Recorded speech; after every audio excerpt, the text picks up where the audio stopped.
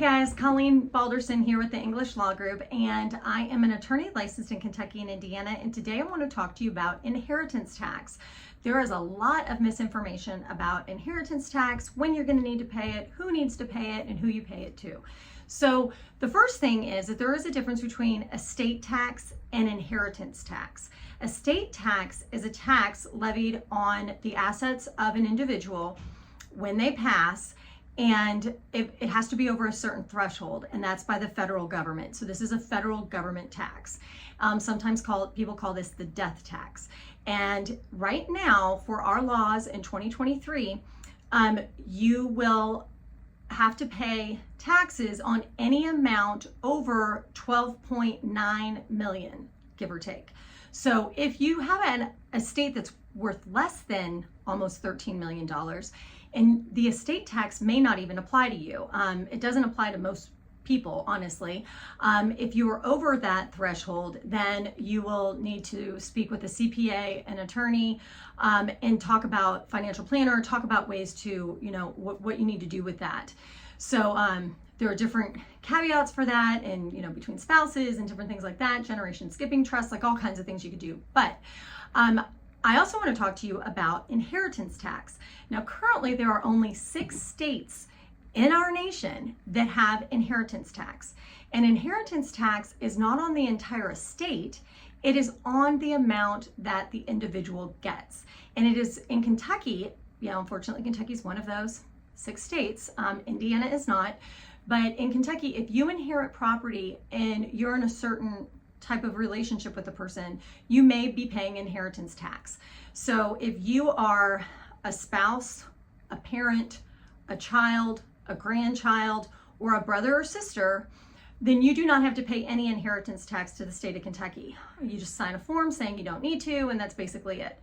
If you are a niece or nephew, then you're going to be in a different bracket. And then there's a portion that you will have to pay for the inheritance tax on the amount that you are getting. Sometimes the estate pays it, sometimes the individual pays it. If you are not related at all, you're going to be in the 3rd tier, and then you will have to pay a portion to the state for an inheritance tax. This is true even if it's not in cash. So if you inherit a car or you inherit a house and you're not related to the person that leaves it to you in their will, then you will have to pay the state cash for that bill. Again, sometimes the will stipulate if the estate as a whole pays it or the individual who inherits pays it.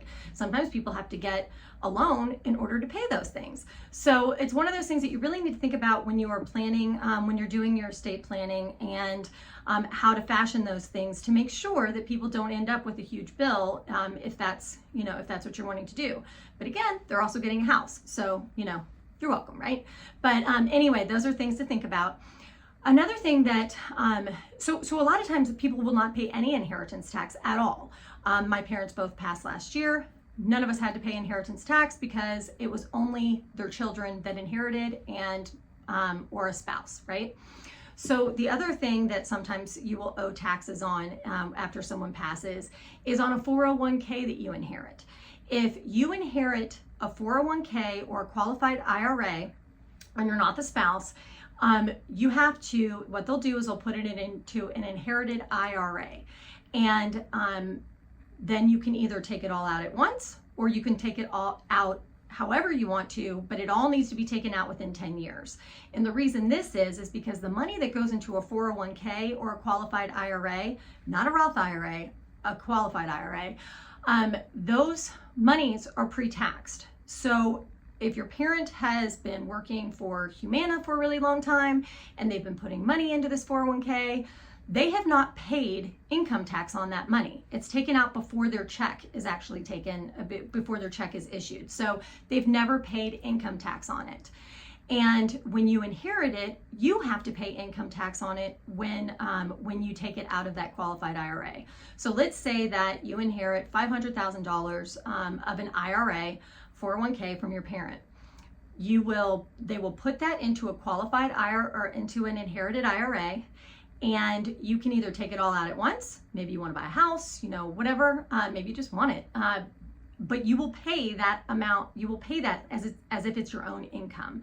So if I inherit $500,000 of a 401k and I take it all out at once, my income for that year is going to be $500,000 more. That will most likely, it will definitely put you into a different tax bracket. So maybe the amount of money that you are paying per dollar on taxes is going to be more if you take it all out at once. Sometimes people don't care. They want it now, and that's what they're going to do.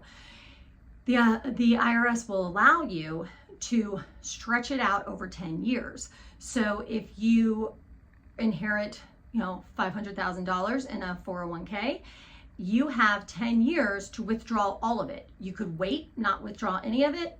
You planning on retiring in a couple years, and then you take it all out when you don't have any other income coming in.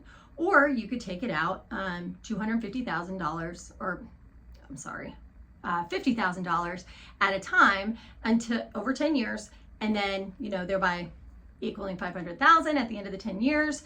And it may not bump up your tax bracket quite as much as if you took it all out in 1 year. I hope this makes sense. But a lot of times people are very concerned about taxes. They come in, someone's just passed away. They think that they're going to have all these taxes from inheriting their parents' money. And actually, I'll talk about it in another video, it's usually better to inherit things than it would be for them to give it to you during your lifetime, if it's, if there's, value that's grown as they've held it. So the good news is you may not have to pay inheritance tax, but again, if you do inherit a 401k or an IRA, a qualified IRA, then you are somebody has to pay the IRS at some point, and the state where you reside, for that income that was earned, because it has not been paid yet. So we hope that this answers some questions. If you have any additional questions, always more questions on taxes, let us know, but we hope to see you in our office soon.